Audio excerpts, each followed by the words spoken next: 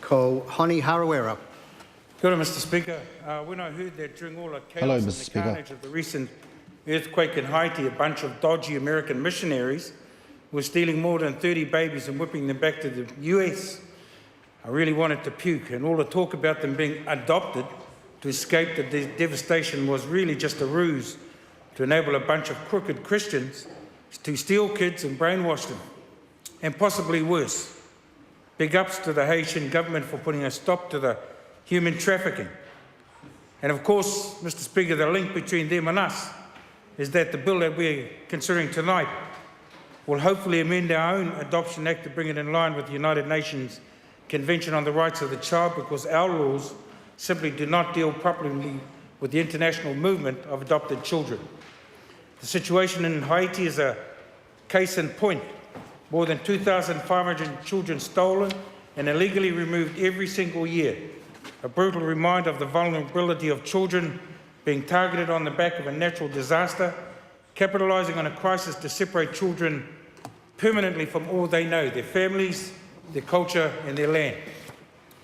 Hopefully, Mr. Speaker, this bill will help us to protect our children from such abuse, strengthen our compliance with the United Nations Convention, improve court responsiveness to domestic violence, and enhance the protection of children and families.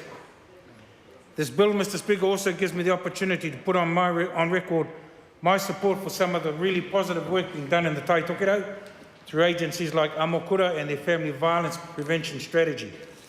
A community-based initiative to address family violence and promote whānau well-being, which has the support of the chief executives of iwi who have made a long-term commitment to preventing whānau violence. Aupauri, Te Rarawa, Ngāti Kau, Pangaroa, Ngāpuhi, Ngāti Whātu and Ngāti Wai.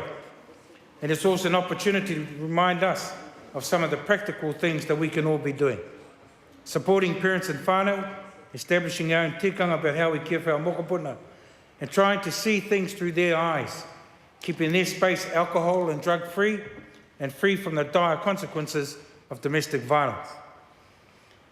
And while we're taking these steps up north, Mr. Speaker, it's also good to see that legislation is being introduced to ensure our children are protected from all forms of violence, including psychological abuse, bringing the Care of Children Act into line with the Domestic Violence Act, moving to appoint lawyers to act for children involved in proceedings under the Domestic Violence Act, and breaking down the barriers to registering protection orders.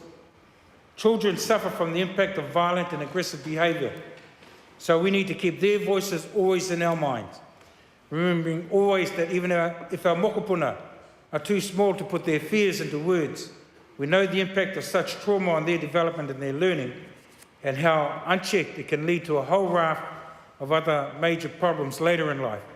Teenage violence, suicide attempts, learning and behavioural problems, mental health problems, drug and alcohol issues. So this bill, Mr. Speaker, is timely. It's not perfect, and hopefully the committee stages will help flesh out some of the more important issues like court referrals for drug and alcohol, and opening up eligibility for domestic violence programs to ensure the whole whānau learn from the experience. Mr. Speaker, the Māori Party is happy to support this bill and the knowledge that we're all part of the village that helps to raise the many wonderful and gifted children of mokopuna that live in this wonderful land that we all call home. Kia ora tātou. Thank you.